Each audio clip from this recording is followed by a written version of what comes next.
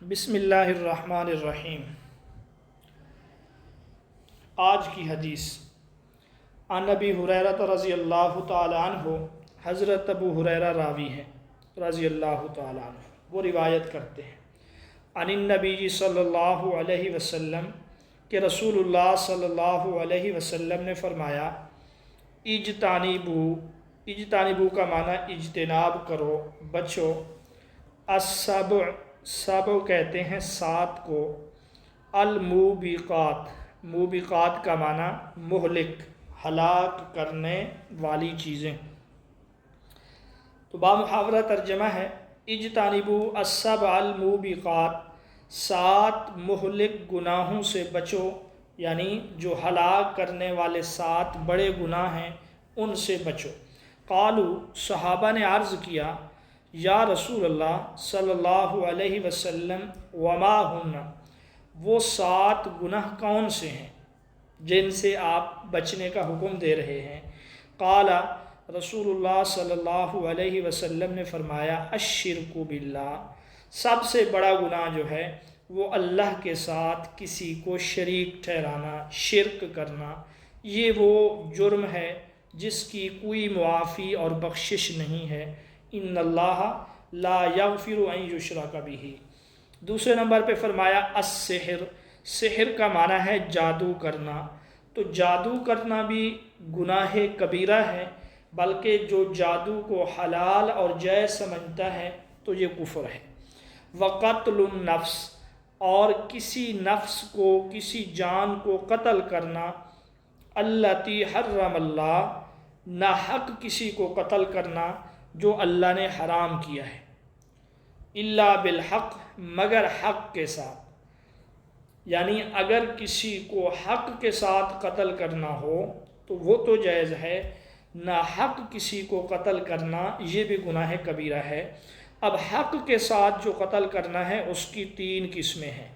Number ایک، قاتل، جو شخص کسی کو قتل کرے جان بوجھ کر تو بدلے میں قاتل کو قتل کیا جا سکتا ہے۔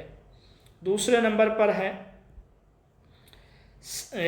سنگسار کرنا، جب کوئی شادی شدہ شخص زنا کرے اور جرم ثابت ہو جائے تو ایسے شخص کو سنگسار کیا جائے گا، پتھر مار مار کے قتل کیا جائے گا، یہ قتل بھی درست ہے۔ تیسرے نمبر پر جو ہے وہ ہے مرتد، یعنی کوئی شخص دین اسلام سے پھر جائے نعوذ باللہ، تو ایسے شخص کو بھی قتل کیا جائے گا، اس کے علاوہ کسی کو قتل کرنا درست نہیں۔ یاد رکھیں یہ بھی حاکم وقت قاضی فیصلہ کرے گا، کسی اور کو فیصلہ کرنے کا حق حاصل نہیں ہے۔ تو بہرحال سات بڑے گناہوں میں تیسرے نمبر پر ہے کسی کو ناحق قتل کرنا، اور چوتھے نمبر پہ رسول اللہ نے فرمایا اکل الربا، سود کھانا، ربا کہتے ہیں سود کو، سود کھانا یہ بھی گناہ کبیرہ ہے اور مہلک گناہوں میں سے ہے۔